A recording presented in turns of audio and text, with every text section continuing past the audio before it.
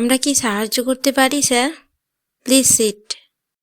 আফরিদ আজকে কালো রঙের হুডি পরেছে, মুখে মাস্ক লাগানো, শুধু তার ধূসর রঙা আঁখিজোড়া দেখা যাচ্ছে। ঈশান সার্ভেন্টকে কিছু একটা বলল, সেটা প্যাডে লিখে নিয়ে ভেতরে চলে গেল। ন্যান্সি অপেক্ষা করছিল। ছেলেটা ন্যান্সির কাছে এগিয়ে গেল। ওদের এই মুহূর্তে ভ্যানিলা কেক চাই, আছে কি? ঠোঁট কামড়ে ভাবুক হলো ন্যান্সি। এই মুহূর্তে ভ্যানিলা ফ্লেভারের কেক নেই, কারণ কিছুক্ষণ আগেই একজন এসে নিজের মেয়ের জন্য শেষ দুটো কেকের পাউন্ড নিয়ে চলে গেছে। আর বানানোর সময় কোথায়? শোনো, এই মুহূর্তে তো দেয়া সম্ভব নয়, তুমি বরং ওদের গিয়ে বলো আজকে সম্ভব নয় অন্য কিছু নিতে। সার্ভেন্ট ছেলেটা তাই করল, ঈশানের কাছে গিয়ে দাঁড়ালো।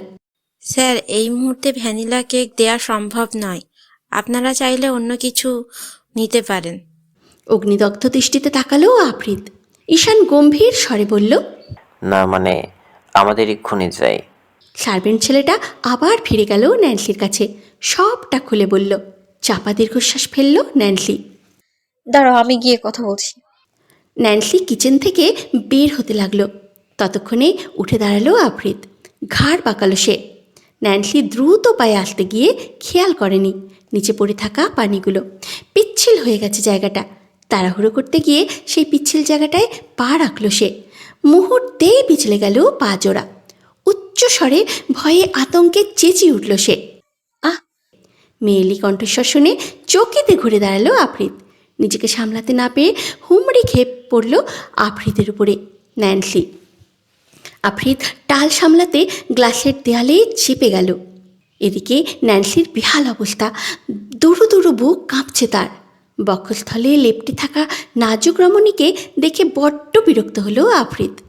এই মুহূর্তে আফরিদের মন চাচ্ছে মেয়েটাকে থাপ্পড় দিয়ে বলতে, এই শালি, বেটা মানুষ দেখলে গায়ে পড়তে মন চায়? সেমরি, এখন বাসায় গিয়ে আবার আমার স্যাবলন দিয়ে গোসল করতে হইব। ঈশান হাঁ করে তাকিয়ে আছে। এই বুঝি মেয়েটাকে মাথায় তুলে আছাড় মারবে আফরিদা এহসান। বিতৃষ্ণা নিয়ে মেয়েটাকে সরিয়ে দিতে চাইল সে, কিন্তু পারল কই? তার পূর্বেই তো তার হাতটা থেমে গেল। চোখ আটকে গেল লাল গালওয়ালি মেয়েটির দিকে। টমেটোর মতো লাল হয়ে আছে মেয়েটার গাল। চোখ দুটো যেন হরিণের মতো টানা টানা। ওষ্ঠজোড়ায় গোলাপের সৌন্দর্যে সাজানো হয়েছে। পানপাতার মতো মুখশ্রী মেয়েটার। গাল দুটো টকটকে লাল হয়ে আছে, বিশেষ করে গালের মধ্যভাগে। হাঁটু ছাড়িয়ে লম্বা সেলকি চুল বো ক্লিপের সাহায্যে বেঁধে রাখা আছে। লাস্যময়ী নারী সে, যাকে এক দেখায় যে কোনো পুরুষ মোহিত হয়ে যাবে। ভয়ার্ত চোখে তাকিয়ে আছে আফরিদের দিকে ন্যান্সি। আফরিদ এক মুহূর্তের জন্য থমকালো, মস্তিষ্কে চাপ প্রয়োগ করলো। লাল গাল, লাল গাল। কোথায় দেখেছে? হ্যাঁ দেখেছে, একজন বয়স্ক মহিলা, লাল গাল। ইয়াস, গট ইট। আফরিদের মনে পড়েছে। ধূর্ত মস্তিষ্কটা সবটা ক্যাচ করতে পেরেছে। হুঁশ ফিরতেই সরে গেল ন্যান্সি। ভয়ার্ত কণ্ঠে বলল, sorry, I'm really very sorry. Afrid নির্বিকার দৃষ্টিতে তাকিয়ে আছে ন্যান্সির দিকে। ন্যান্সি ঈশানকে দেখে কিঞ্চিত ভরকালো। আপনি এখানে? ঈশান বিভ্রান্তিতে পড়ে গেল। আফরিদের কানে ফিসফিসিয়ে বলল, বস, এটাই সে মেয়ে, ইলহাম ন্যান্সি অ্যাঞ্জেলিনা। নামটা শোনা মাত্র চোখ দুটো বুজে মাস্কের ভেতরেই নিঃশ্বাস ছাড়ল আফরিদ। আফরিদের মাস্কে লুকানো মুখখানি দেখতে পেল না ন্যান্সি। হ্যাঁ আমি, আর উনি হচ্ছেন আমাদের বস, যাকে আপনি সেদিন বাঁচিয়েছিলেন। কথাটা শুনে দৃষ্টি ফিরিয়ে আবারও আফরিদের দিকে তাকালো ন্যান্সি। ওহ, আপনি সেই, কেমন আছেন আপনি? আফরিদ নিশ্চুপ হয়ে রইল কিয়তক্ষণ। I am all right, thank you miss Nancy. Miss or mrs? Nancy মৃদু স্বরে বলল, মিস। আফরিদ তীক্ষ্ণ দৃষ্টিতে তাকালো। তার ওই চোখের ভাষা বোঝা অতটাও সহজ নয়। খুব সহজে তা বোঝা যায় না। নীলাভরঙা মণিজোড়ার দিকে আরও একবার তাকালো ন্যান্সি। এর আগে কখনোই সামনাসামনি নীল চোখের মানুষ সামনে থেকে দেখেনি সে।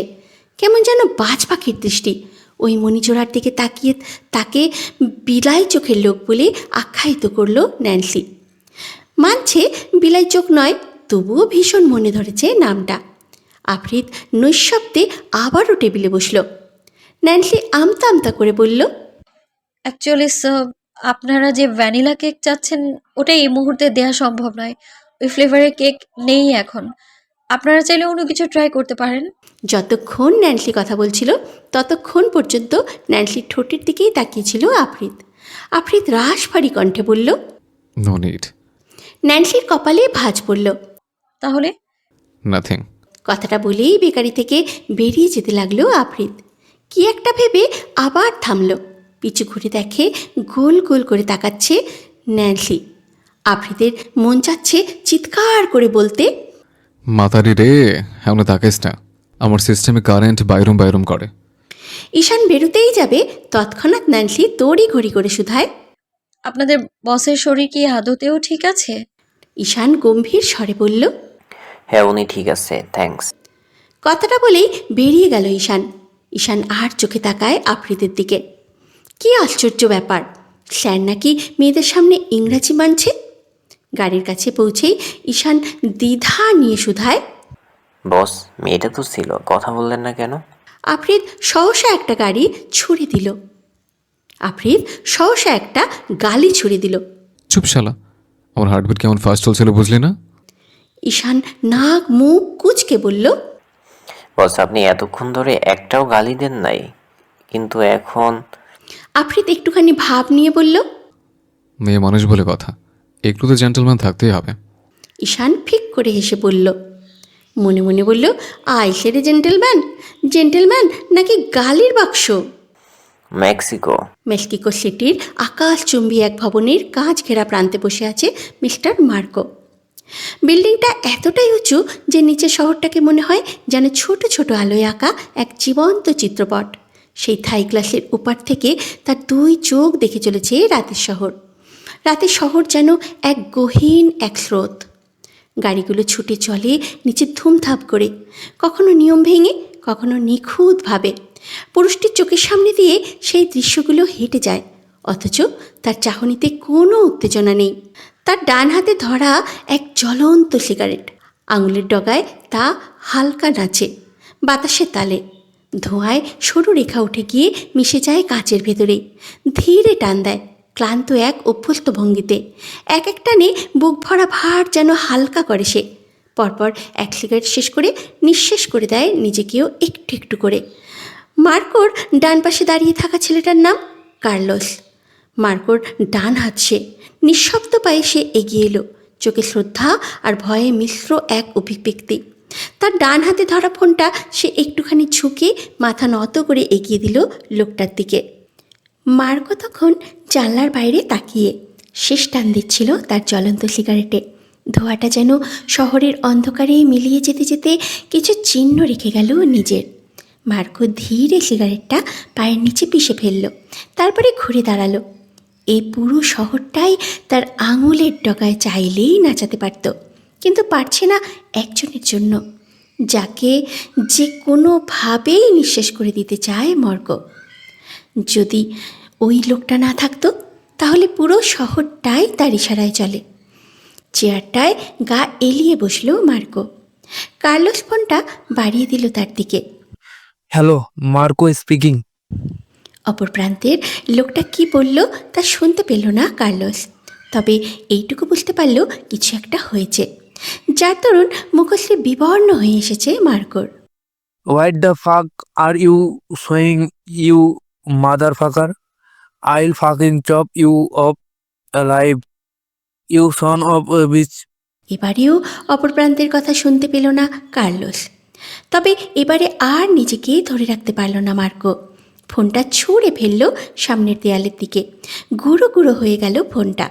চোয়াল শক্ত হয়ে এলো মার্কোর। যাই প্ল্যান করছে সব নষ্ট করে দিচ্ছে ব্লাডি বিস্টটা। নিজের ক্ষমতা দেখাতে পারছে না। মনে হচ্ছে সেই লোকটা বারবার তার ক্ষমতাকে বুড়ো আঙুল দেখিয়ে পুরো বিশ্বে নিজের রাজ্য চালাতে চাইছে। ভারী চেয়ারের গায়ে হেলান দিয়ে বসে আছে সেই পুরুষ, চোখে আগুন, কপালে চিন্তার ভাঁজ। আশেপাশের বাতাসেও যেন তীব্র উত্তেজনার গন্ধ। কার্লোস এগিয়ে আসে সতর্ক হয়ে শুধায়। মার্কো যেন বিস্ফোরিত হলো হঠাৎ। কণ্ঠস্বর বজ্রের মতো ছড়িয়ে পড়ল ঘরের চার দেয়ালে। Call the helicopter right now, I am going to Bangladesh. হটকারী সিদ্ধান্তে কিঞ্চিত অবাক হলো কার্লোস, কিন্তু আগ বাড়িয়ে মার্কোকে কিছু বলার সাহস হলো না তার। বৃষ্টির মধ্যে মধ্যে রাস্তার পাশে ছাউনির নিচে দাঁড়িয়ে আছে ন্যান্সি। বাড়িতে যেতে হবে তার। বেকারি থেকে বের হয়ে আস্তে আস্তে দেরি হয়ে গেছে, আর তার মধ্যেই বৃষ্টিটা বেড়ে গেছে। ন্যান্সি আঁতকে উঠল। এই রাত বিরতে কিভাবে বাড়িতে যাবে সে? হঠাৎ করে ঝিরিঝিরি বৃষ্টির ছটা এসে ছুঁয়ে গেল ন্যান্সির মুখশ্রী। আকাশের মন খারাপ ছিল যেন। টুপটাপ করে বৃষ্টি নামছিল শহরের নীরব গোলজুড়ে। সেই বৃষ্টির শব্দে হঠাৎ করে অন্তঃকরণে এক টুকরো আবেগের আলোড়ন জাগে নাজুক সত্তার মেয়েটার। বুকের ভেতর দুরু দুরু কাঁপন, যেন বহু দিনের আটকে রাখা অনুভূতি হঠাৎ মুক্তি চাইছে। ন্যান্সি কিছুক্ষণ দাঁড়িয়ে রইল, কেবল আকাশের দিকে তাকিয়ে। মস্তিষ্ক বলছিল, ফিরে যাও ছাউনির নিচে, ভিজে যাবে। কিন্তু মন তো বলছিল, আজ একটু নিজের মতো বাঁচো, একটু ভিজে নাও এই ভালোবাসার বৃষ্টিতে। সেই মুহূর্তে সে আর তর্ক করেনি নিজের ভেতরের দ্বন্দ্বের সাথে। হাতের ব্যাগটা ধীরে নামিয়ে রেখে দিল পাশের বেঞ্চিতে। নিঃশব্দে এগিয়ে গেল সামনের ফাঁকা রাস্তায়। ধীরে ধীরে বৃষ্টির ফোঁটাগুলো নামতে লাগলো তার শরীর জুড়ে। চুল, কপাল, গাল, গলা একের পর এক ছুঁয়ে দিল তাকে। প্রথম স্পর্শেই যেন কেঁপে উঠল সে, না ঠান্ডায় না ভয়তে। এটা ছিল একটা মোহ, এক আনন্দ, এক আত্মসমর্পণ। রাত যেন নিস্তব্ধতায় ডুবে গেছে। চারপাশের শুধু বৃষ্টির শব্দ আর দূরের কোনো গাড়ির হেডলাইটের ঝাপসা আলো। ন্যান্সি হারিয়েছে নিজস্ব এক আবেগ ঘন জগতে। বৃষ্টি ছুঁয়ে দিচ্ছিল তার আত্মা, ভিজে যাচ্ছিল মন। ঠিক তখনই হঠাৎ পেছন থেকে ভেসে এলো অচেনা কণ্ঠ, আর সাথে কিছু পায়ের শব্দ। এক ঝাঁক লোক ঘিরে ধরল তাকে। আঁতকে উঠে এক ধাপে পিছিয়ে গেল ন্যান্সি। বুকের ভেতরে ধুক ধুক শব্দ যেন কানে স্পষ্ট শোনা যায়। একজন ছেলেকে এগিয়ে আসতে দেখে সে গুটিয়ে নেয় নিজেকে, হাত দুটো জড়িয়ে ধরে নিজের শরীর। ছেলেটির ঠোঁটে কুটিল হাসি, কণ্ঠে অপজ্ঞা মেশানো নোংরা দম্ভে বলে ওঠে, কি ব্যাপার সুন্দরী, একা একা রাতে ভেজো, আমাদের সাথে একটু সময় কাটাও না? শব্দগুলো ছিল বিষাক্ত সাপের মতো, কানে ঢুকেই বিষ ছড়িয়ে দেয় শরীর জুড়ে। গা গুলিয়ে ওঠে নাজুক মেয়েটার, যেন এই কাদা জল মাখা রাস্তার থেকেও ঘৃণ্য সেই কথাগুলো। কাঁপা গলায় সে বলে ওঠে, দূরে থাকুন, যেতে দিন আমায় বলছি। কিন্তু কে শোনে কার কথা? ছেলেগুলোর চোখে এখন লালসা, তাদের দৃষ্টিতে আগুন জ্বলছে ভোগের, আধিপত্যের আর হিংস্র এক আকাঙ্ক্ষার। একজন এগিয়ে আসে তার দিকে, হাত বাড়িয়ে ছুঁতে চায় তাকে। সেই মুহূর্তে যেন প্রাণের সমস্ত জোর একত্র করে ছিটকে সরে যায় ন্যান্সি। বৃষ্টিতে ভিজে যাচ্ছে তার মুখ, চোখের জল না বৃষ্টি তা বোঝা যায় না। দৌড়াতে দৌড়াতে একসময় থামতে হলো ন্যান্সিকে। দূরে একটা গাড়ির হেডলাইট জ্বলে ওঠে, আলো এসে পড়ে তার ভিজে পড়া মুখে। সে দু হাত দিয়ে চোখ চেপে ধরে, কিন্তু আলোর বিপরীতে গাড়িতে বসে থাকা লোকটার বিলাই নীলাভ চোখজোড়া হঠাৎ কঠিন হয়ে ওঠে। নিস্তব্ধ এই রাতে এক টুকরো আলোর আশা দেখতে পেয়ে হকচকিয়ে গেল ন্যান্সি। এক মুহূর্তের জন্য মনে হলো হয়তো এই যাত্রায় বেঁচে যাবে সে। গাড়ির ভেতর থেকে বেরিয়ে এলো এক পুরুষ। হ্যাঁ, তাকে চেনে ন্যান্সি। এই তো সেই পুরুষ যাকে কিছুদিন পূর্বে বাঁচিয়েছিল ন্যান্সি। পরনে কালো রঙের শার্ট আর তার উপরে ওভারকোট রয়েছে। অদ্ভুত সুন্দর লোকটা। কাঁধ ছুঁয়ে নেমে আসার ঢেউ খেলানো কোকড়ানো চুল। তার চুলগুলো ঠিক মাঝারি লম্বা, না ছোট না একেবারে বড়, তবে ঘন ও প্রাণবন্ত। মাথার সামনের দিক থেকে পেছন দিকে ঝুলে পড়া চুলগুলো তার কপাল ছুঁয়ে যায়। মুখের গড়ন তীক্ষ্ণ, গাল একদম পরিষ্কার, একটুও দাড়ি নেই, এবং ভ্রুতে আছে এক অদ্ভুত আকর্ষণ। গালের হালকা ছায়া আর ত্বকের বাদামি আভা তাকে আরও পুরুষালী করে তুলেছে। চোয়াল দৃঢ়, যেন ইস্পাতে গঠিত। চোখজোড়া গভীর, ঘন কালো পল্লব, আর সবচেয়ে সুন্দর তার নীলাভ মণিজোড়া। প্রশস্ত বুক, দৃঢ় বাহু আর সুঠাম পেশি। বুকে পড়ে থাকা গোল সূর্যের মতো ট্যাটুটা উঁকি দিচ্ছে। অদ্ভুত গোল ট্যাটু, একদম সূর্যের মতো। মাত্রাতিরিক্ত সুন্দর পুরুষ। লোকটাকে দেখে পিছনে আসা লোকগুলোর কথা ভুলে বসেছে ন্যান্সি। মুখের মাখটা ভেতরেই ফেলে এসেছে আফরিদ। ন্যান্সিকে দেখে কপালে ভাঁজ পড়ল তার। তিরিক্ষি মেজাজে বলে ওঠে, হোয়াট? কল্পনা থেকে বেরিয়ে এলো ন্যান্সি। ঘেমে একাকার মেয়েটা কাপা কাপা স্বরে বলে, ওই ওই লোকগুলো আমার পিছু নিয়েছে। ন্যান্সির পিছনে উঁকি দিল আফ্রিদ। দৌড়ে কিছু লোক এগিয়ে আসছে। আফ্রিদকে দেখে থামলো তাদের পা জোড়া। ওই ভালো চাইলে মেয়েটাকে রাখ আর এখান থেকে বিদায় হ। বিরক্তিতে চ শব্দে আওয়াজ করে ওঠে Afrid. Angelina, close your eyes, cover your ears. আফ্রিদের কথার অর্থ বোধগম্য হলো না ন্যান্সির। কেঁপে উঠল ন্যান্সি। Angelina, close your eyes, cover your ears right now. আগামী 10 মিনিট এভাবেই থাকবে। খিচিয়ে বুঝে নিল আখিদয় আর চেপে ধরে কান দুটো। লোক দুটো তখনও তাকিয়ে আছে আফ্রিদের দিকে। আফ্রিদ মোটেও চায় না অ্যাঞ্জেলিনা তার মুখের চমৎকার ভাষাগুলো শুনে বেহুশ হোক। আফটারঅল মাইয়া মানুষ বলে কথা, জেন্টেলম্যান থাকতেই হবে। আফ্রিদ দাঁতে দাঁত পিষে বলে ওঠে, ইউ ব্লাডি মাদারফাকার, তো সবগুলো টুনটুনি কেটে আমি কুত্তাকে খাওয়াবো কের বাচ্চারা। আফ্রিদ পকেট থেকে রিভলভারটা বার করতেই ছেলেগুলো আঁতকে ওঠে। লোকগুলো আর থামে না, দৌড় লাগালো পিছন দিকে। পকেট থেকে ফোন বের করে কাউকে মেসেজ করে। ফোনটা গাড়ির ভেতরে ফেলে নৈশব্দে এগিয়ে এলো আফ্রিদ। তখনও কাঁপছে ন্যান্সি, চোখ দুটো খুলছে না, চাইছে আরও খিচিয়ে ভেতরে নিয়ে যেতে। আফ্রিদ চায় না এই রমণীর সামনে মুখ খারাপ করতে, ভাষা শুনে যেন অজ্ঞান না হয়। ওষ্ঠ বাঁকিয়ে বাঁকা হাসলো আফ্রিদ। মেয়েটা তার সামনে পিঁপড়ের মতো লাগছে। লম্বাটে আফ্রিদ একটু ঝুঁকে এলো ন্যান্সির মুখ পানে। কি জানি হলো কি, ঠোঁট গোল করে ফু দিয়ে পুরো মুখশ্রী জুড়ে দিল। ফিসফিসিয়ে বলল, ওপেন ইউর আইস অ্যাঞ্জেলিনা। আঁখি মেলে তাকালো ন্যান্সি। আতঙ্কিত ন্যান্সির ওষ্ঠ কাঁপে। মুখ উঁচিয়ে তাকালো আফ্রিদের মুখপানে। পরক্ষণেই পিছনে ফিরে তাকালো, কেউ নেই। পালিয়েছে লোকগুলো। আফ্রিদ দীর্ঘশ্বাস ফেলে পরনের সুটটা খুলতে লাগলো। আঁতকে ওঠে ন্যান্সি, লোকটা কি ওদের একজন? কি করছেন দেখুন, আমি কিন্তু। Stop over thinking. আরও একবার কেঁপে ওঠে ন্যান্সি। সুটটা নিজের গায়ে আবিষ্কার করে চমকে যায়। গেট ইন দ্য কার, আইল ড্রপ ইউ। পিটপিট করে চোখ করে তাকায় ন্যান্সি। অন্তর কাঁপে তার, কম্পিত চিত্তে বলে ওঠে, আমি পারবো, আপনি চলে যান। Get in the car. তীব্র অধিকারবোধ আর অস্থিরতায় গলার স্বর কাঁপছে আফ্রিদের। তার এই আওয়াজে নাজুক সত্তার মেয়েটার শরীরেও এক সন্ত্রস্ত কম্পন ছড়িয়ে পড়ল। ছোট ছোট পা কাঁপতে কাঁপতে গাড়ির আসনে উঠে বসে গেল সে। চোখ ভরা অচেনা ভাব নিয়ে একবার সন্দেহভাজন দৃষ্টিতে তাকালো সেই সুশ্রী মুখাবয়বের দিকে। মৃদু আলোর মাঝে ছায়া খুঁজে পেতে চায়, কিন্তু মুহূর্তের মধ্যেই ফিরে নিল তার দৃষ্টি। যেন অচেনা সৌন্দর্যের সম্মুখীন হয়ে বিভ্রান্ত হয়ে গেছে মনের গভীরে। পুরুষটি যার রূপের গভীরতা চোখে মেখেছিল আর চোখে তাকিয়ে আছে অ্যাঞ্জেলিনার দিকে। ওপর তার ভঙ্গিমায় বিরক্তির রেশ মাত্র নেই। এক কোমলতা লুকিয়ে আছে মেয়েটির নীরবতা। তার ভঙ্গুরতা যেন এক সূক্ষ্ম সুরের মতো, যা শুধু তীব্র হৃদয়ে উপলব্ধি করতে পারে।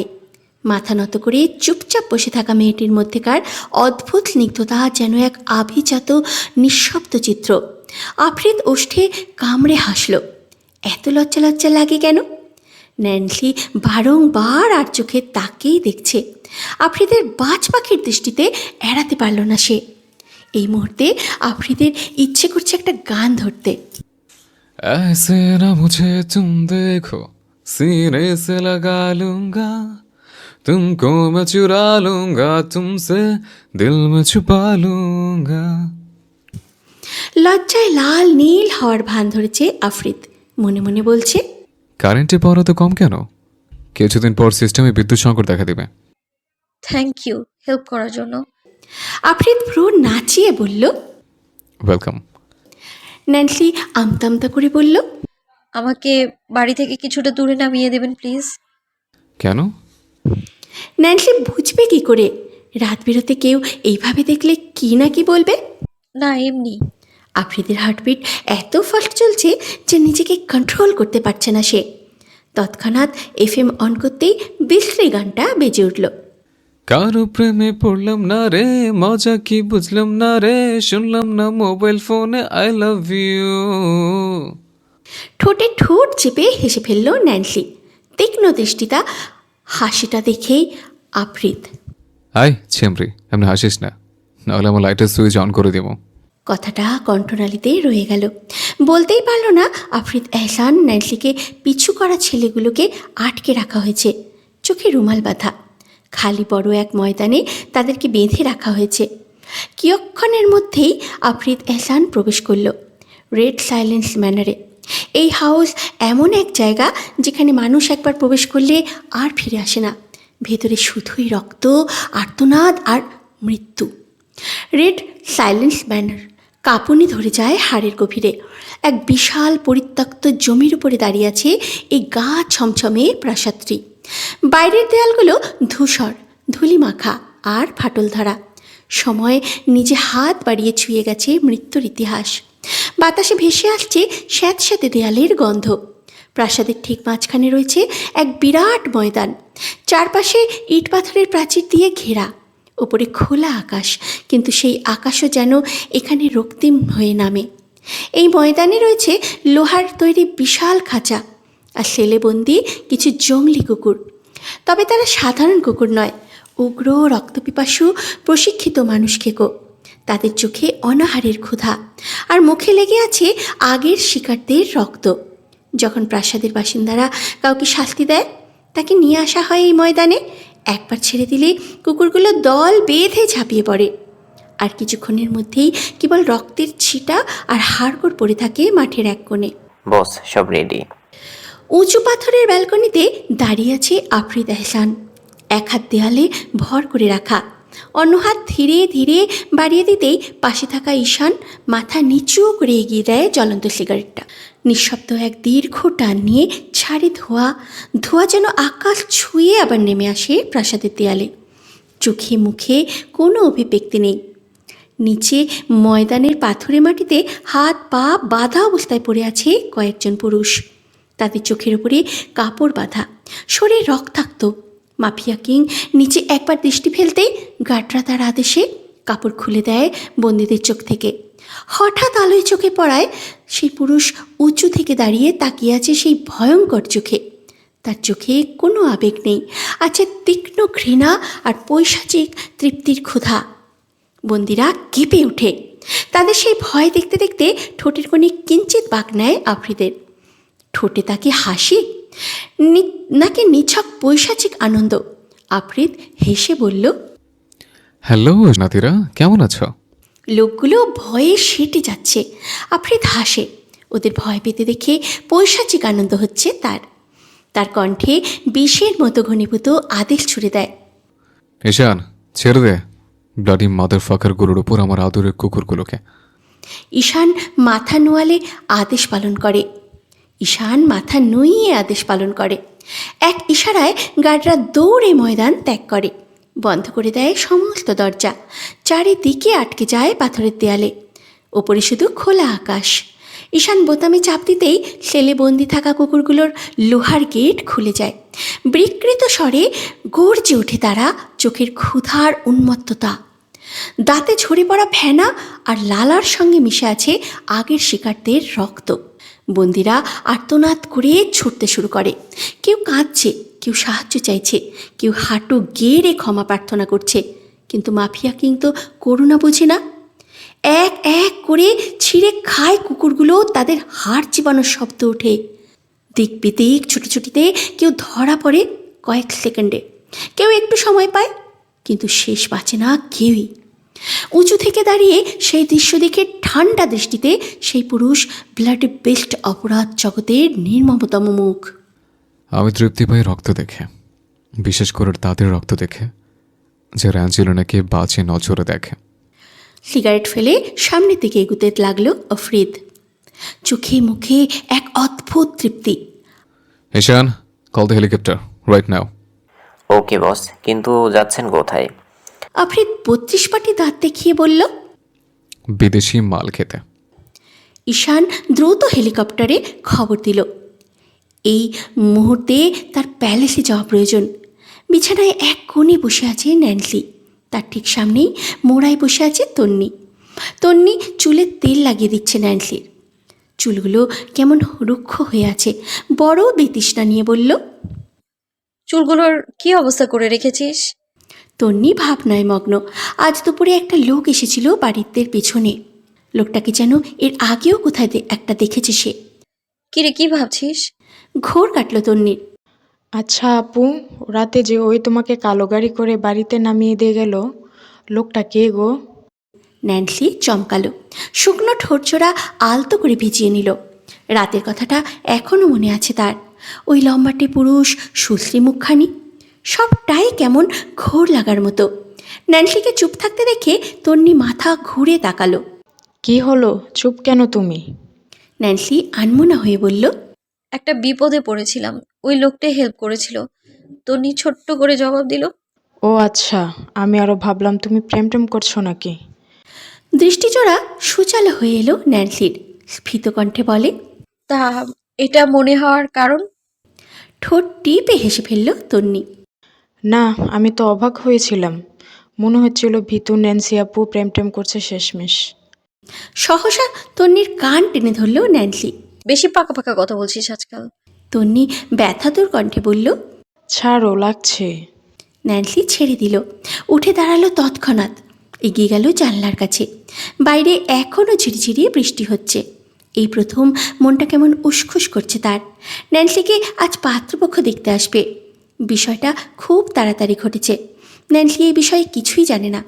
আশ্চর্যের বিষয়, হঠাৎ করে তার বিয়ের জন্য এত তাড়াহুড়ো কেন বুঝল না। ছাদে বেতের চেয়ারে বসে আছেন মামুদ হায়দার। বড় আয়েশ করে চায়ের কাপে একের পর এক চুমুক দিয়ে চলেছেন। ন্যান্সি তড়ি ঘড়ি গড়িয়ে ছাদে গেল। কণ্ঠনালী কাঁপছে তার। নিজেকে কোনোভাবেই শান্ত করতে পারছে না সে। কি আশ্চর্য, তার বিয়ে অথচ সে নিজেই কিছু জানে না। বিষয়টা বড্ড বেশি বাড়াবাড়ি হয়ে গেল না? বাবা, ঘাড় কাত করে ছাদের দরজার দিকে তাকালেন মামুন হায়দার। ন্যান্সি, আয় আমার কাছে। বাবা এসব কি হচ্ছে? আমাকে নাকি পাত্রপক্ষ দেখতে আসছে? আমার বিয়ে, অথচ আমি কিছুই জানি না। এসব কখন কিভাবে হলো? ন্যান্সিকে উত্তেজিত হতে দেখে তপ্ত নিঃশ্বাস ফেললেন মামুন হায়দার। তিনি প্রথম থেকেই জানতেন এমন কিছু হবে। ন্যান্সি, এদিকে আয় মামনি, আমি তোকে আজ কিছু কথা বলবো। ন্যান্সি ধীর পায়ে এগিয়ে গিয়ে বসল তার পাশের বেতের চেয়ারে। দেখ মা, ছেলেটা ভালো, তোকে বেশ পছন্দ করে, বিয়ের জন্য প্রস্তাব পাঠিয়েছে। এছাড়া তোর পরে তোর বোনটাও আছে, ওর বিয়েটাও তো দিতে হবে। এক নিঃশ্বাসে কথাগুলো বলে থামলেন মামুন হায়দার। বুকের ভেতর ধুকপুক করছে ন্যান্সির। তার কত স্বপ্ন নিজের কিছু একটা করার। সে করতে চায় না ওই বেকারিতে চাকরি, শুধু ঠেকায় পড়ে করছিল। কিন্তু এখন তো তার জীবনটাই শেষ। মনটা খারাপ করছে না অবশ্য, তাও ঠিক। তবে এই পরিবার তো তার নয়, কিন্তু তাকে আদর যত্ন দিয়ে বড় করেছে। তাহলে কি ন্যান্সির এইটুকু দায়িত্ব নেই তাদের ইচ্ছে অনিচ্ছার গুরুত্ব দেওয়া? কিরে মামনি, কিছু বল। ন্যান্সি লম্বা নিঃশ্বাস ফেলে বলল, ঠিক আছে, তবে পাত্র পছন্দ না হলে কিন্তু আমি বিয়ে করব না। হেসে ফেললেন মামুন হায়দার। ন্যান্সির মাথায় হাত বুলিয়ে বললেন, চিন্তা নেই, তোর বাবা কি খারাপ ছেলে পছন্দ করবে? মৃদু হাসার চেষ্টা করল ন্যান্সি। সুইমিং পুলের পানিতে সুইমিং করছে এক বলিষ্ঠ দেহের শক্তপোক্ত পুরুষ। সুইমিং পুলের স্বচ্ছ পানি কেমন লালচে হয়ে উঠেছে। বাহু থেকে টুপটুপ করে রক্ত ঝরে পড়ছে। পাশে দাঁড়িয়ে থাকা ঈশান অস্থির কণ্ঠে বলে ওঠে, বস, আপনার ইমিডিয়েটলি ফার্স্ট এইড করতে হবে। ঈশানের কথায় খুব একটা ভাবান্তর হলো না সেই পুরুষটির। সুইমিং পুলের পাশেই নিথর হয়ে পড়ে আছে একটা দেহ। জি, ঠিক শুনেছেন, একটি দেহ যার মধ্যিখানে প্রাণ নেই। কিছুক্ষণ পূর্বেই এই লোকটার প্রাণ কেড়ে নিয়েছে সেই পুরুষটি। ঝাঁঝরা করে দিয়েছে তার বক্ষপিণ্ড। দীর্ঘ সময় পর উঠে এলো সেই পুরুষটি। ফোনের টুং শব্দ হতেই ঈশান এগিয়ে এলো। বস, আপনার ফোন। ফোন এগিয়ে দিতেই ভেজা হাত টাওয়ালে মুছে রিসিভ করলো। হ্যালো, আফটার স্পিকিং। আফরিদা ইহসান শুধু বাংলাদেশে নয়, আরও অনেকগুলো দেশে খুব বড় একজন বিজনেসম্যান। শুধু বিজনেসম্যান বললে ভুল হবে, আর সিক্রেট মাফিয়া কিং, যাকে ধরার জন্য পুলিশ ঠিক কতবার নাকানি জবানি খেয়েছে তার ঠিক নেই। অত্যন্ত পাওয়ারফুল একজন লোক হওয়ায় দরুন সরকার তাকে সিকিউরিটি দিতে বাধ্য। এখনো পর্যন্ত তার পক্ষে পাকাপোক্ত প্রমাণ পায় বিদায় কোনো অ্যাকশন নিতে পারেনি। মানুষ মারা তার পক্ষে খুব একটা কঠিন ব্যাপার নয়। এই যে সামনে পড়ে থাকা লোকটি, তার মৃত্যুর কারণ বেইমানি। এই ছোট্ট একটা কারণই যথেষ্ট তার জন্য। ঘটনাচক্রে লোকটি প্রাণঘাতী হামলা করেছিল আফ্রিদের উপর। ফলস্বরূপ বাহুতে ক্ষত তৈরি হয় তার। বস প্লিজ আপনি ব্যান্ডেজ করে নিন, রক্ত পড়ছে। তীক্ষ্ণ দৃষ্টি নিক্ষেপ করতেই নত মস্তিষ্কে দাঁড়িয়ে রইল ঈশান। পকেট থেকে সফেদ রুমালখানা বের করে বেঁধে নিল সে। বাঁধতে কিছুটা বেগ পোহাতে হয়েছে তাকে। ফলস্বরূপ ঈশান এগিয়ে এসে তা বেঁধে দিল। হেলিকপ্টার রেডি করেছেন, আই হ্যাভ টু গো। কিন্তু কোথায় বস? চমৎকার হাসল আফ্রিদ। চক্ষু কৌটোয় থাকা নীলাভ মণিজোড়া একটুখানি এদিক সেদিক ঘুরিয়ে বাঁকা হেসে আওড়ালো। গেলে দেখতে পাবি। বড়সড় একটি বিল্ডিংয়ের রুফটপে দাঁড়িয়ে আছে অসংখ্য গার্ড। তাদের সামনে আছে আফ্রিদ, ব্ল্যাক শুট, চোখে গগলস, হাত দুটো বেশ আয়সী ভঙ্গিতে পকেটে গুজে রেখেছে। বাতাসের তীব্রতা বাড়িয়ে দূর থেকে এগিয়ে আসছে হেলিকপ্টার। চারিদিকে সব কিছু কেমন উড়ছে। হেলিকপ্টার যথাযথ স্থানে এসে নামল। ভেতর থেকে বেরিয়ে এলো আরও একজন লোক, চেহারা জুড়ে স্পষ্ট দাম্ভিকতা। লোকটার নাম স্টিফেন, তার সাথেও রয়েছে অনেকগুলো guard. Hello Afridi, hello mister Stephen. আমাকে এখানে ডেকে আনার বিশেষ কারণ? অদ্ভুত রহস্যময় মিশ্রিত হাসি টেনে বলে ওঠে আফ্রিদ। লোক, ওই যে পুল দেখতে পাচ্ছ, ওখানে আমার কিছু কিউট পিরানহা আছে। My piranhas are very hungry, they need food. Stephen কিঞ্চিত ভয় পেল, তবে তা রয়ে গেল অচিরেই। নিজেকে একটুখানি অন্যরকমভাবে দেখানোর সহিতে আওড়ালো। সো হট, এই সামান্য ব্যাপারটুকুর জন্য আমাকে? নো নো স্টিফেন, এমনি এমনি নয়। আর এই ব্যাপারটা সামান্যটুকু নয়, ইউনো না, আফ্রিদ এহসান কখনো এমনি এমনি কিছু করে না। এবারে ভয় পেল স্টিফেন। কপাল বেয়ে ঘাম ঝরে গেল। দুটো ফাঁকা ঢোক গিলে আওড়ালো। What to you me by the Afridi? I mean to say, you will be the food for my piranha fish. What? তৎক্ষণাৎ রিভলভার থেকে একটি বুলেট গেঁথে গেল। দাঁড়িয়ে থাকা গার্ডগুলো কিছু করবে তার পূর্বেই কালো ড্রেস পরিহিত লোকগুলো তাদের উপর ফায়ার করে গেল। গগন কাঁপিয়ে হেসে উঠল আফ্রিদ। কি ভয়ঙ্কর সেই হাসি! উপস্থিত ঈশান এবং তাদের সঙ্গীদের রীতিমতো বুক কাঁপছে। প্রতিটি লাশের দুটো টুকরো করে তাদের সামনের পুলে সেগুলোকে ফেলতে লাগলো আফ্রিদ। নিরেট কণ্ঠে বিড়বিড় করে আওড়ালো, বিশ্বাসঘাতকের শাস্তি এটা। এগুলো হলো নমুনা, এরপর কখনো কি আফ্রিদ এহসানের সাথে বিশ্বাসঘাতকতা করবে না। আবারও হাসিতে ফেটে উঠল আফ্রিদ। ভয়ঙ্কর পিরানহা মাছগুলো সেই টুকরো মাংসগুলোকে ছিঁড়ে খেতে লাগলো। কি ভয়াবহ সেই দৃশ্য! সিটি বাজাচ্ছে আফ্রিদ, পুলের চারিদিকে রাউন্ড রাউন্ড চক্কর চালাচ্ছে। আফ্রিদ এহসান ধ্বংসের আরও একটি নাম। তার সাথে বিশ্বাসঘাতকতা মানেই মৃত্যু। পাশে থাকা প্রতিটি গার্ডের ব্ল্যাক শুটের উপর একটি করে বোম ফিট করা ভেতর থেকে, যা একদম হার্টবিটের সঙ্গে কানেক্ট করা বললে বোধহয় ভুল হবে না। পার্সোনাল প্রতিটি গার্ডের পরনেই এমন ব্ল্যাক শুট। অবশ্য থাকাটা অস্বাভাবিক নয়। প্রতিটি শুটের সাথে টো করে গলার কাছে, যার মাঝ বরাবর একটি বাটন ফিট করা আছে। এটার রিমোট কন্ট্রোল আফ্রিদের পার্সোনাল ট্যাবে, যা বরাবরই তার সাথে থাকে। একটা ক্লিক দেহ ঝাঁঝরা হয়ে যাবে। জীবনের পরোয়া করলে আফ্রিদের সাথে কাজ করতে পারবে না। এই ব্ল্যাক ওয়ার্ল্ডে কারও নিজের জীবনের প্রতি মায়া নিষিদ্ধ। সূর্যটা যেন হালকা কমলা রঙে ঢেকে দিচ্ছে এহসান মঞ্জিলের ছাদ, আর ছায়াগুলো ক্রমেই লম্বা হয়ে ছড়িয়ে পড়েছে। তবে বাড়িটা স্তব্ধ, কোথাও নেই কোলাহল, নেই চেনা কোনো হাসির শব্দ। প্রাচীন দেয়ালের গায়ে জমে উঠেছে শ্যাওলা। এহসান মঞ্জিল এখন আর বাড়ি নয়, শুধু একটা নামমাত্র আশ্রয়। তাদের আসল মঞ্জিল রয়েছে, যেখানে আফ্রিদের ফুল ফ্যামিলি আছে। এখানে আফ্রিদ আসে কেবলই প্রয়োজন মেটাতে, অফিসের কিছু কাগজ আর নিজের ডিলগুলো ফুলফিল করতে। আজও এসেছে সে, হাতে পুরনো এক ফোল্ডার, চোখে খানিকটা ক্লান্তি। বিরক্ত হয়ে বসল কাউচের উপরে। জুতোসহ ডান পা তুলে দিলে সেন্টার টেবিলের ওপর। এই সেনা বাচ্চা, হুইস্কির বোতলটা নিয়ে আয়। ঈশান দ্রুত পায়ে গিয়ে হুইস্কি, সিগারেট সব কিছু নিয়ে এলো। হুইস্কির বোতল খুলে অর্ধেকটা খেয়ে ফেলল সে। পরপরই সিগারেটে টান দিল। কি রে বলেন নাতি, মুখটা পাংশুটু করে রাখছিস কেন? ঈশান আই ঢাই করে বলল, এহসান মঞ্জিলে সবাই আপনার জন্য অপেক্ষায় আছে বস। ওখান থেকে ফোন কল আসে প্রচুর। বিরক্তিতে চোখ বন্ধ করে লম্বা নিঃশ্বাস টানল আফরিদ। দুটো সিগারেট ইতিমধ্যেই টান দিয়ে শেষ করল সে। ঈশান কাঁপা স্বরে বলল, বস, আপনাকে আরেকটা কথা বলার ছিল। আফরিদ সেই একইভাবে চোখ বন্ধ করেই বলল। মাইয়াগা মতো নাটক না করে বলে ফেল। ঈশান কাচুমাচু করে বলল, বস, ইলহাম ন্যান্সি অ্যাঞ্জেলিনা ম্যাডামের আজকে বিয়ে।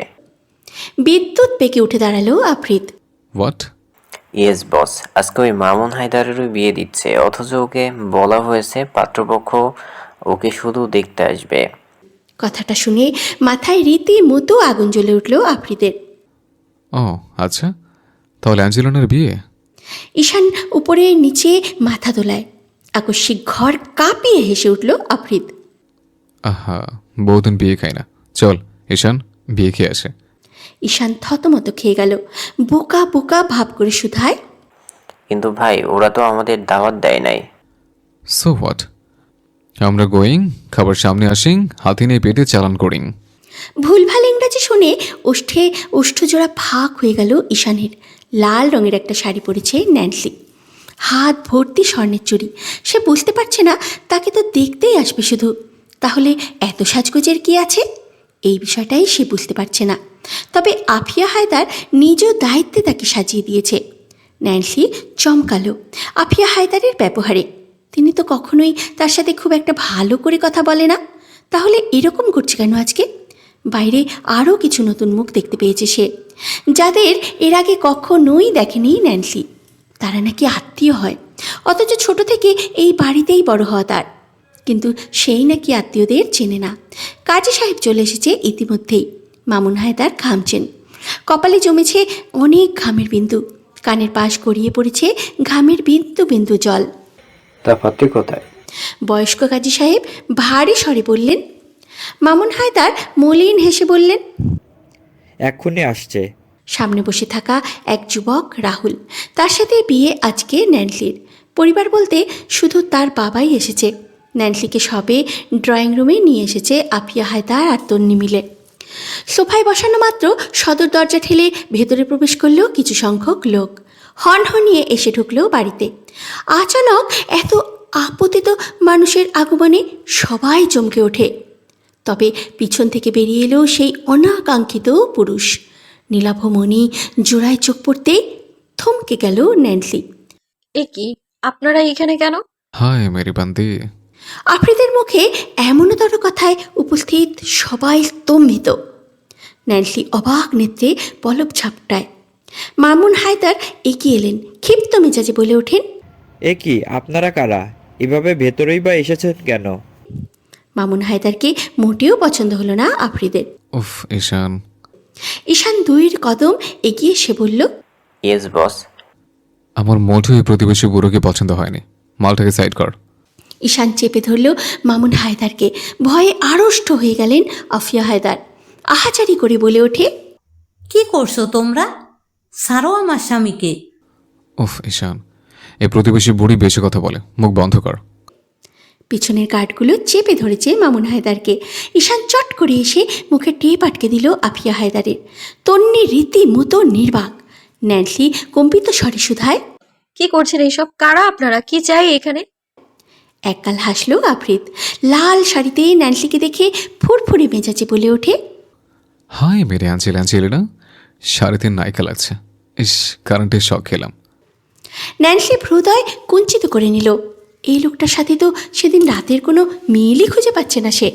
আফ্রিদ আবারও বলল, জওয়ানি তেরি বিজলি কি তার হ্যায়, জওয়ানি তেরি বিজলি কি তার হ্যায়। অশ্লীল গানটা শুনে ঘেন্নায় শরীর শিউরে উঠছে। আফ্রিদ বেশ আয়েশ করে গিয়ে সোফায় বসল। বুকের শার্টের বোতাম দুটো খুলে রেখেছে। ভেতর থেকে উকে দিচ্ছে তার সূর্য ট্যাটুটা। এক হাত সোফার উপরে ভর দিয়ে পায়ের উপরে পা তুলে বসেছে। ওষ্ঠ বাঁকিয়ে একগাল হাসলো ন্যান্সির দিকে তাকিয়ে। থর থরিয়ে কাঁপছে মেয়েটা, মাথা থেকে পা পর্যন্ত দেখে লোকটাকে।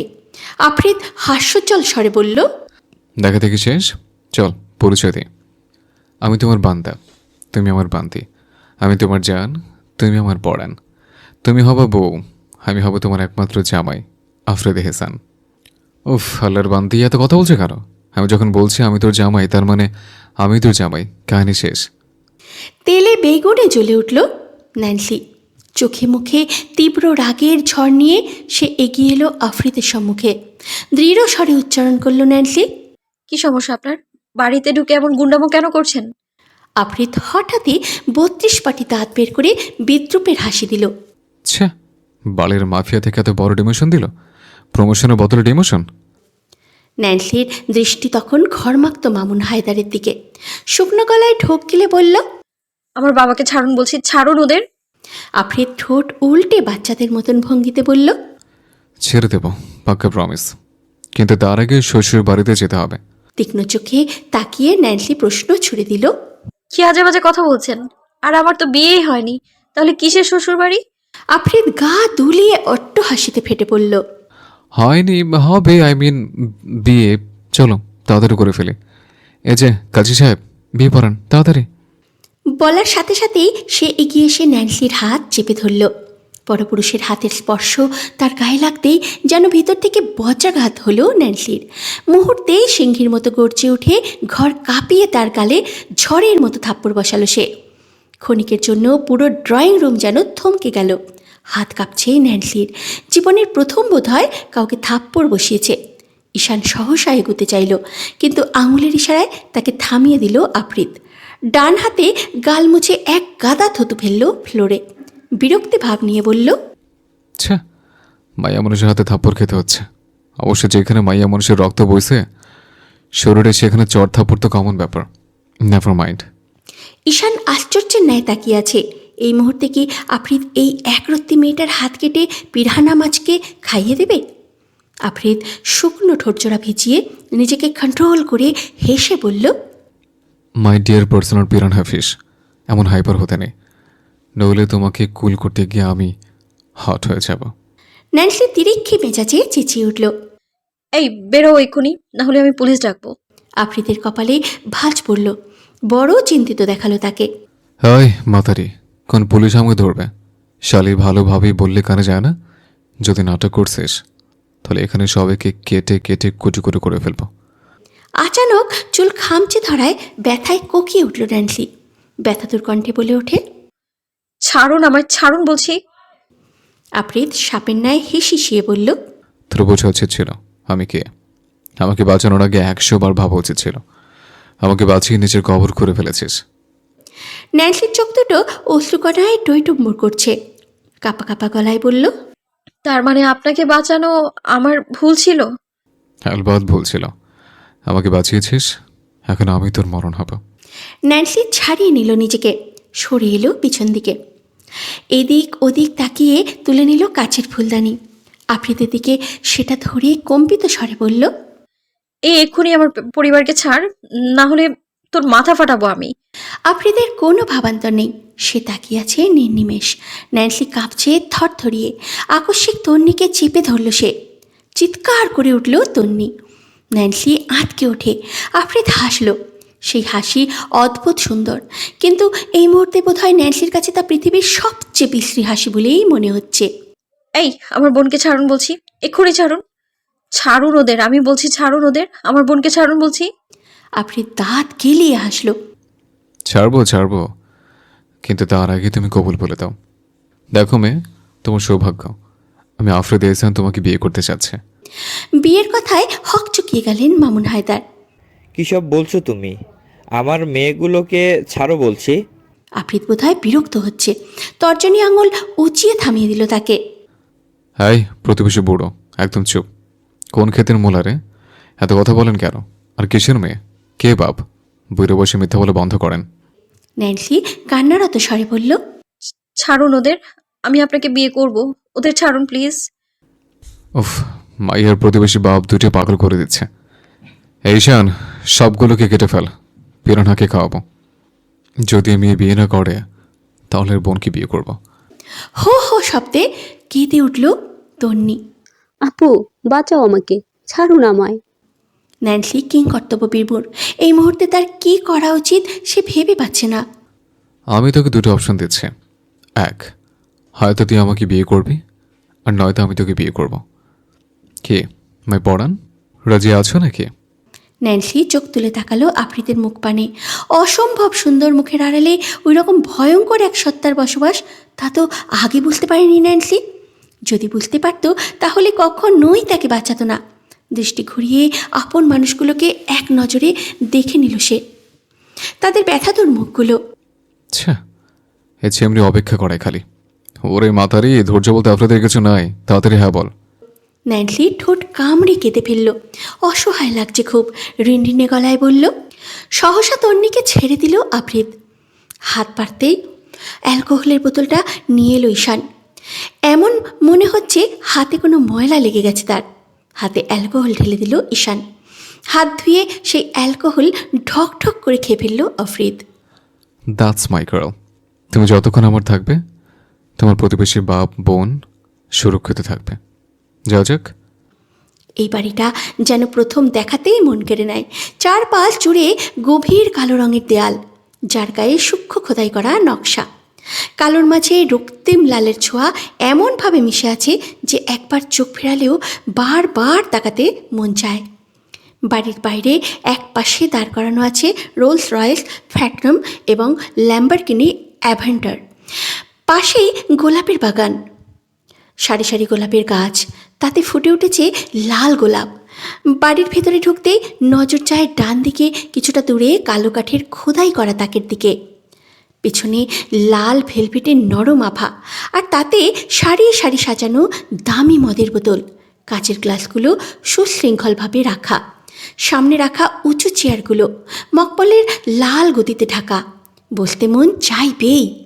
রান্নাঘরটা আরও বেশি পরিপাটি করে গুছিয়ে রাখা। অনেকগুলো মেয়ে সার্ভেন্ট নিজেদের কাজ করতে ব্যস্ত। কালো কাঠের আলমারি, সোনালি হাতল আর দেয়ালে রক্তিম মার্বেলের নকশা, সব মিলিয়ে এক অদ্ভুত সৌন্দর্য। কাউন্টারের একপাশে সাজানো তাজা সবুজ গাছপালা, যেগুলো কালো আর লালের মাঝে প্রাণের রং যোগ করেছে। সামনেই লম্বা একটা ডাইনিং টেবিল রাখা। টেবিলের পিছন দিকে বড় একটা জানালা, তার ছোট ছোট সবুজ আর্টিফিশিয়াল গাছগুলো। ন্যান্সি পিটপিট করে তাকাচ্ছে চারিদিকে। এটা কি আদতেও কোনো সাধারণ বাড়ি? শোবার ঘরে পা রাখলেই মনে হয় কল্পনার ভেতর ঢুকে পড়েছে। কালো কাঠের সুন্দর খোদাই করা 4 পোস্টারের বিছানা, যার উপরে গাঢ় লাল মকমলের গদি ও বালিশ। বিছানার চারপাশে ছড়িয়ে আছে লাল গোলাপের পাপড়ি, আর সবুজ লতাপাতা দেয়াল বেয়ে উঠে এসেছে। সবগুলোই আর্টিফিশিয়াল। পাশের সোনালি ঝাড়বাতির নরম আলো ঘরে ছড়িয়ে পড়েছে। পুরো বাড়িটাই এমন কালো, লাল আর সবুজ মিশেলে যেন এক অন্য জগতের অনুভূতি। ন্যান্সি চমকালো। আজ পর্যন্ত সে দেখেনি কারো বাড়ি এমন কালো, লাল, সবুজের তৈরি। ওই জানকি বাচ্চা, মহল পছন্দ হয়েছে? আফ্রিদের ভারী কি কণ্ঠস্বর শুনে ঘাবড়ে গেল ন্যান্সি। পছন্দ না হলেই পুরো বাড়ির ডিজাইন চেঞ্জ করে দেব।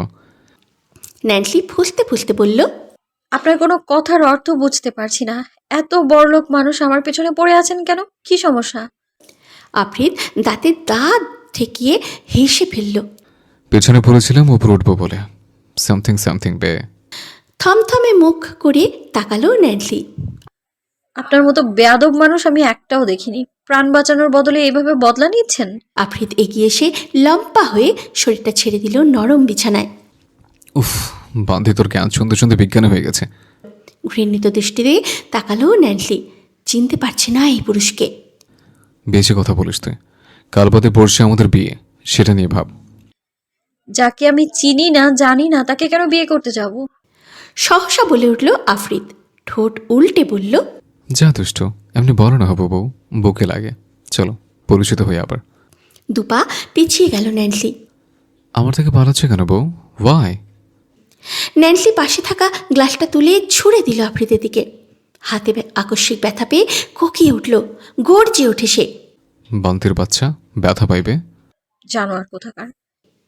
ন্যান্সি এক দৌড়ে রুম থেকে বেরিয়ে সিঁড়ি বেয়ে নিচের দিকে ছুট লাগালো। একটা অপরিচিত মেয়েকে দেখে বাকি সদস্যরা চমকে ওঠে। আই মাদারি, বাইরে পা রাখলে তোর খাইছে। আফ্রিদের ভয়ঙ্কর ডাকে পিছু তাকালো ন্যান্সি। এটাই বোধহয় তার ভুল। বাঘের মতো লাফ দিয়ে এসে ধরে ফেললো নিজের শিকারীকে। ছাড়ুন আমায়, আপনার মতো অসভ্য মানুষের সাথে আমি থাকতে চাই না, ছাড়ুন বলছি। চুপশালি, বেশি কথা বলে। ন্যান্সিকে এক প্রকার কাঁধে তুলে নিল আফ্রিদ। হনহনিয়ে চলে গেল রুমে। স্তম্ভের ন্যায় বাকি সবাই দাঁড়িয়ে আছে। টুপ টুপ করে বৃষ্টি পড়ছে বাইরে, কাদা জমিয়াছে আশেপাশের রাস্তায়। সামনেই বড় একটা নদী। এটাকে মৃত্যুপুরী বলা হয়, কারণ এখনো পর্যন্ত এখানে যারা যারা এসেছে তারা আর বেঁচে ফিরতে পারেনি। পাশেই একটা পরিত্যক্ত গোডাউন রয়েছে। সাদা সাদা কিছু পাউডার দেখাচ্ছে আর একটা লোক সামনেই বসে আছে। মার্কো, শওকত নামের লোকটা পাউডার হাতিয়ে বলল, ঘাটি আপনি চেষ্টা করে দেখতে পারেন স্যার। কার্লোসকে ইশারা করতেই সে একটা পাউডার সাজিয়ে দিল মার্কোর দিকে। মার্কো সেটা নিল, চোখ বুজে স্বর্গসুখ গ্রহণ করলো মনে হলো। নাইস। শওকত স্বস্তির নিঃশ্বাস ছেড়ে বলল, নাইস। বাঁকা হাসলো Marco. I know that, but আমি রিজেক্টিভ জিনিস ইউজ করি না। শানিত দৃষ্টি ফেলল শওকত। বলছি তো স্যার, ঘাটি আপনি চাইলে এমন বাংলাদেশে আর পাবেন না। বসা থেকে উঠে দাঁড়ালো মার্কো। প্যান্টের পকেট থেকে বের করলো তার রিভলভারটা। আমার সাথে ডিল করার আগে তুই ঠিক কার কার সাথে ডিল করেছিলি সবটা জানা আমার। ইভেন এটাও জানি সবাই তোকে ঠিক কিভাবে রিজেক্ট করেছে। মোস্ট ইম্পর্টেন্ট, তুই আমার শত্রুর সাথেও ডিল করেছিস, সো রিজেক্ট করেছে। এই মার্কোটা কখনোই রিজেক্ট জিনিস নেয় না, আর না তার সাথে ডিল করে। শওকত কিছু বলবে তার পূর্বেই বুকে ঠাই ঠাই করে দুটো বুলেট ভরে দিল। আমার জানের জান, পরনে রাত খান, তুই আমার থেকে পালাতে চাস? This is not fair. By the way, আগে বাসরটা সেরে ফেলি, তারপর না হয় বিয়ে করব। আফ্রিদের ঠান্ডা মাথায় বলা কথাগুলো বিষাক্ত তীরের ফলার মতো এসে বুকে বেঁধে ন্যান্সির। ছিটকে দূরে সরে এলো ন্যান্সি। মস্তিষ্ক কেমন যেন থেমে গেছে মনে হলো তার। ভাবতে পারছে না কিছুই। দেখুন, আপনি আমার ছোবেন না একদম, আমি কিন্তু পবিত্র। বাচ্চাদের মতো ঠোঁট উল্টে ফেলল আফ্রিদ। দেখো, আমি তোমাকে ছোবই, কারণ আমি ভীষণ অপবিত্র। আফ্রিদের অযৌক্তিক কথায় ক্ষিপ্ত হলো ন্যান্সি। আপনি কি চাইছেন আফ্রিদ এহসান? সমস্যা কোথায় আপনার? ঘাড় বাঁকালো আফ্রিদ। তোমাকে চাইছে, আই নিড ইউ। আর তুমি যদি আমার না হও তাহলে প্রবলেম আছে, আর সেই প্রবলেম ফেস করবে তোমার প্রতিবেশী বাপ মা। নিশ্চুপ ন্যান্সি। প্রত্যুত্তরে কি বলা যায় খুঁজে পেল না সে। আফ্রিদ তার আর ন্যান্সির মধ্যেকার দূরত্ব ঘুচিয়ে দিল মুহূর্তের মধ্যে। ছুঁয়ে ফেলল তার কোটি দেশ।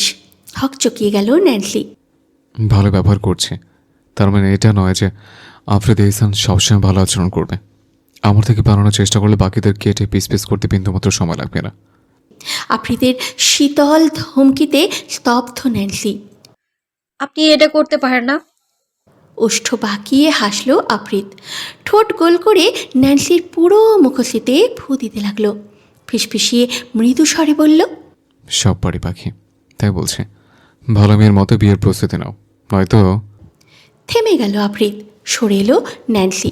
দৃষ্টিচোরা ফ্লোরে বিচরণ করছে তার। আফ্রিদ উল্টো ঘুরে হাঁটতে লাগলো। যেতে যেতে গলা ছেড়ে বলল, ওয়াশরুম ডান দিকে, আর কাবাডি সব কিছু আছে।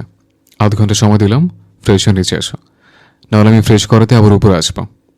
তীব্র রাগ নিয়ে দাঁড়িয়ে আছে ন্যান্সি। রুমটা খুব বড়, পাশেই ওয়াশরুম। কাবাড খুলতেই মেয়েলি জামা কাপড় দেখে কিঞ্চিত অবাক হলো ন্যান্সি। এর আগেও কি এই পুরুষ নারী সঙ্গ পেয়েছিল নাকি? না হলে এত ড্রেস কার? মনের মধ্যে সন্দেহের বীজ বপন হলো। আইঢাই করে হলুদ রঙের একটা ড্রেস নিয়ে ওয়াশরুমের দিকে পা বাড়ালো সে। ওয়াশরুমটা একটা বেডরুমের থেকে কম নয়। সব কিছুই বিদেশি এক্সক্লুসিভ জিনিসপত্রে ভরপুর। আশ্চর্যের বিষয় হচ্ছে বাথটাবটা লাল রঙের। ওই যে বললাম, এই পুরো বাড়িটা কালো, লাল আর সবুজের মিশেলে তৈরি। দেয়াল জুড়ে কালো রং বিচরণ করছে। বাথটাবের ঠিক পাশেই পিলারগুলোকে আর্টিফিশিয়াল সবুজ পাতায় সাজানো হয়েছে।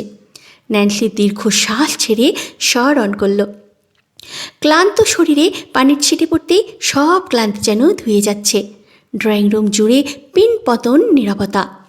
সোফায় পায়ের উপরে পা তুলে আয়েশ করে বসে আছে আফরিদ এহসান। একের পর এক সিগারেট টেনে চলেছে। আর তার ঠিক সামনেই বসে আছে তার মা মাইমুনা এহসান। মাইমুনা এহসানকে মোটেও মনে হচ্ছে না আফরিদের মা বলে। পরনে একটা স্লিভলেস ব্লাউজ, এর সাথে কালো রঙের শাড়ি। মুখের বয়সের ছাপ বলতে কিছু নেই, এক গাদা মেকআপ করে আছেন। ভাইয়ের পাশে আই ঠাই করে দাঁড়িয়ে আছে ফাহমিদা, পরনে সাদা টপস আর কালো রঙের জিন্স। আফরিদের পরিবার বলতে মা, বোন আর তার ছোট ভাই সাব্বির এহসান, নীলাদ্রি এহসান এবং তার স্ত্রী কল্পনা। কল্পনা কিচেন থেকে এক কাপ কফি হাতে বেরিয়ে এলো বাইরে। নাটক দেখতে হবে তো এখন। ঠিক কি নাটক হতে চলেছে তা দেখতেই হবে। What is this Afrid? কে ওই মেয়েটা? আর তুমি বা ওকে এখানে কেন নিয়ে এসেছো? আফরিদ নিরুত্তর। সিগারেটের শেষ টানটা দিয়ে দৌড়ে ছুঁড়ে ফেলল বাকি অংশটুকু। ফুরফুরে মেজাজে বলে ওঠে, তোমার বৌমা মম, আমি বিয়ে করতে চলেছে, সব কিছু আয়োজন করো। হোয়াট? বিস্ফোরিত চোখে তাকালেন মাইমুনা এহসান। ওই রকম সাধারণ একটা মেয়েকে নাকি তার ছেলে বিয়ে করতে চাইছে? What are you talking rubbish Afrid? কি আজে বাজে কথা বলছো তুমি? তুমি ওই মেয়েকে বিয়ে করবে? সিরিয়াসলি? অগ্নি চোখে তাকায় আফরিদ। তার দৃষ্টিতে দমে গেলেন তিনি। ওকে ফাইন, বিয়ে করবে ঠিক আছে, কিন্তু ওই মেয়েকে কেন? আরও কত সুন্দরী মেয়ে আছে, তাদের রেখে ওকে কেন? আফরিদ প্রত্যুত্তরে কিছু বলার প্রয়োজন মনে করল না। ছোট ছোট পা ফেলে সিঁড়ি বেয়ে নিচে নামতে লাগলো ন্যান্সি। দৃষ্টি বুলিয়ে ড্রয়িং রুমে থাকা সদস্যদের দেখছে আর চোখে। আফরিদ আরও একটা সিগারেট শেষ করেছে এরই মধ্যে। ন্যান্সিকে নিচে আসতে দেখে একগাল হেসে ফেলল। এই নিষ্পাপ হাসিটা বোধহয় শুধু ন্যান্সির বেলাতেই আসে। তাকে দেখেই ভীষণ হাসি পায় আফরিদের। আমার হলুদ পরি এসে গেছে। আহা জানকি বাচ্চা, আয় আয়। ন্যান্সি কম্পিত চিত্তে এগিয়ে গেল। ন্যান্সি আশ্চর্য হচ্ছে, এতগুলো মানুষ থাকা সত্ত্বেও কেউ কিছু বলছে না তাকে। ন্যান্সি আফরিদের নিকটে যাওয়া মাত্রই উঠে দাঁড়ালো আফরিদ। মাইমুনা এহসানকে দেখিয়ে বলল, মাই মম, আমার সিস্টার আর নীলাদ্রি আমার ভাই এবং ভাইয়ের বউ কল্পনা। তোমার আরেকজন দেবর আছে, সাব্বির আপাতত বাড়িতে নেই। ন্যান্সি এক পলক সবাইকে দেখে নিল। সবাই বেশ স্টাইলিশ। এখানে বোধহয় সবচেয়ে বেশি স্টাইলিশ হচ্ছেন মাইমুনা এহসান। তার সাজসজ্জা দেখলেই বোঝা যায়। আফরিদ মৃদু হেসে বলল, আর ও হচ্ছে ইলহাম ন্যান্সি অ্যাঞ্জেলিনা, আমার অ্যাঞ্জেলিনা, আমার উড বি ওয়াইফ। ন্যান্সি কিছুই বলল না, নিশ্চুপ হয়ে দাঁড়িয়ে আছে। মাইমুনা এহসান তীক্ষ্ণ দৃষ্টিতে তাকালো ন্যান্সির দিকে। আসলে কি ও তোমাকে বিয়ে করতে চায় আফরিদ, নাকি ভয় দেখাচ্ছ? ন্যান্সি চট করে মাথা তুলে তাকালো মাইমুনা এহসানের দিকে। তড়িঘড়ি করে এগিয়ে গেল ওনার দিকে। আপনি একদম ঠিক ধরেছেন, আমি আপনার ছেলেকে বিয়ে করতে চাই না, কিন্তু উনি জোর করেছেন আমায়। মাইমুনা এহসান বিস্মিত নয়নে তাকালো আফরিদের দিকে। What is this Afrid? ও তো তোমাকে বিয়ে করতে চায় না, তাহলে তুমি কেন জোর করছো? রাগের আগুন দাও দাও করে জ্বলছে আফরিদের মস্তিষ্কে। চাপা ক্ষোভ নিয়ে বলল, তুই আমাকে বিয়ে করতে চাস না? নো। এক পা এগুলো আফরিদ। সহসা পিছিয়ে গেল ন্যান্সি। সত্যি বিয়ে করতে চাস না? আতঙ্কিত হয়ে যাচ্ছে ন্যান্সি। অন্তরাত্মা কাঁপছে তার। ধরা গলায় বলল, সত্যি আমাকে বিয়ে করতে চাস না? না না না। একটা থাপ্পড় দিয়ে গাল লাল করে দেব। ভ্যাবাচাকা খেয়ে গেল ন্যান্সি। এ কোন অসভ্যের পালায় পড়ল সে? কখনো শুনেছেন মানুষের পেট কেটে ভেতরে স্মাগলিং করতে? এটা হচ্ছে। বন্ধ বাড়িটার চারপাশে নীরবতা এমনভাবে জমে আছে, বাইরের পৃথিবী এর অস্তিত্ব ভুলে গেছে। ভারী দরজার ভেতরে ঢুকলেই গায়ে লাগে এক অদ্ভুত গন্ধ, রক্তের, ওষুধ আর পচা ঘামের মিশ্রণে তৈরি এক শ্বাসরোধী পরিবেশ। ম্লান আলোয় ঘর জুড়ে ছায়ারা নড়াচড়া করছে। ঘরের মধ্যেখানে দাঁড়িয়ে মন্টু দাস আর গোলাম মুস্তাফা, তাদের চোখে কোনো অনুভূতি চিহ্ন নেই, শুধু হুকুম ছুড়ে দেওয়ার শীতল অভ্যেস। হাতের ইশারায় তারা নির্দেশ দিচ্ছে, আর বাকিরা নিঃশব্দে কাজ করে যাচ্ছে। একপাশে সারি করে রাখা আছে মৃত্যুদের দেহ, নিথর প্রাণহীন, তবু তাদের শরীর এখনও ব্যবহার হচ্ছে এক ভয়ঙ্কর খেলার গুটি হিসাবে। ধারালো ছুরি দিয়ে পেট চিরে ভিতরে গুজে দেওয়া হচ্ছে ছোট ছোট প্যাকেট মারণ ড্রাগে ভরা। রক্তের ধারা ধীরে ধীরে মেঝেতে ছড়িয়ে পড়ছে। লোকগুলোর মধ্যে একজন সেই রক্ত মুছে চলেছে একটু পর পর। ড্রাগ ভরার পর এগিয়ে আসছে আরেক দল। তারা নিঃশব্দে একই পথে ঢুকিয়ে দিচ্ছে ক্ষুদ্র বোমা। এই কাজের জন্য ব্যস্ত দুটি মুখ কামাল, যার হাত কাঁপে না একবারও, আর মিস্টার অ্যালবার্ট, স্পেনের এক ডক্টর। ডক্টর বললে ভুল হবে, একজন সায়েন্টিস্ট, নিউক্লিয়ার সায়েন্টিস্ট। তার কাজই হচ্ছে পরমাণু নিয়ে রিসার্চ করা। শুধু তারা নয়, আরও অনেকগুলো সায়েন্টিস্টদের উপরে হলে বন্দি করে রাখা হয়েছে। এই মুহূর্তে 2 জন সায়েন্টিস্টকে বন্দি করে এই নরক ঘরে টেনে আনা হয়েছে। অ্যালবার্টের চোখে আতঙ্ক ও অনিচ্ছার ছাপ স্পষ্ট, কিন্তু চারপাশে সশস্ত্র পাহারার সামনে তার প্রতিরোধ করার সাহস নেই। ছুঁই, সুতো, রক্ত আর সার্জারির যন্ত্রপাতি মিলে পুরো ঘরটিকে পরিণত করেছে এক অন্ধকার অপারেশন থিয়েটার। আকস্মিক একটা লাশ পড়ে গেল ফ্লোরে। চিৎকার করে উঠল গোলাম মোস্তফা।